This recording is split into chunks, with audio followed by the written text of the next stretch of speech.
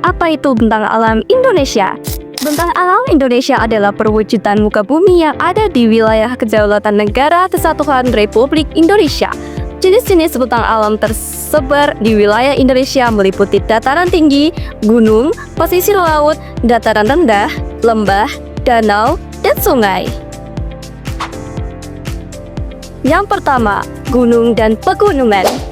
Indonesia berada di pertemuan dua jalur gunung berapi dunia, yaitu Sirkum Pasifik. Jalur pegunungan berapi yang dimulai dari pegunungan Andes di Amerika Selatan melalui Amerika Utara, Jepang, Filipina, lalu masuk ke wilayah Indonesia melalui Sulawesi, Halmahera, hingga Papua. Sirkum Mediterania berawal dari pegunungan Alpen di Eropa melalui Himalaya dan masuk ke Indonesia melalui Sumatera, kemudian melintas Jawa, Bali, Nusa Tenggara, hingga Maluku. Pegunungan Indonesia memiliki tanah yang subur dan suhu yang mendukung untuk pertanian. Tanaman seperti padi, sayuran, hingga kopi banyak dibudidayakan di wilayah ini. Bukit dan perbukitan. Bukit memiliki skala lebih kecil dibanding gunung. Sumber air di perbukitan lebih sedikit, sehingga kegiatan pertanian bergantung pada hujan. Lahan di perbukitan biasanya dimanfaatkan untuk bercocok tanam tanaman seperti umbi-umbian, palawija, dan buah-buahan tahunan seperti mangga dan jeruk. Lereng dengan pasokan air lebih baik sering digunakan untuk menanam padi. Dataran tinggi.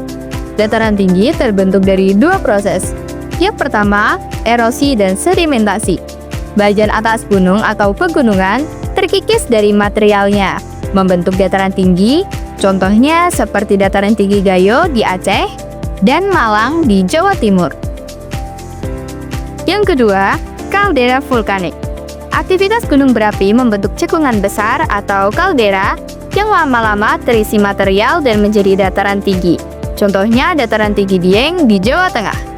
Wilayah dataran tinggi, subur, dan cocok untuk pertanian komoditas seperti sayuran, padi, buah-buahan, dan tembakau. Dataran rendah. Dataran rendah memiliki permukaan tanah yang datar dan sering menjadi pusat permukiman atau kota. Wilayah ini memudahkan mobilitas penduduk serta pembangunan infrastruktur. Sebagian besar kota besar di Indonesia, seperti DKI Jakarta, Semarang, itu berada di dataran rendah. Nah, jadi itulah materi bentang alam yang dapat kami sampaikan. Gimana? Jadi tahu kan dengan materi bentang alam? Semoga materi yang kami sampaikan dapat menambah pengetahuan, wawasan, dan bermanfaat untuk kita semua.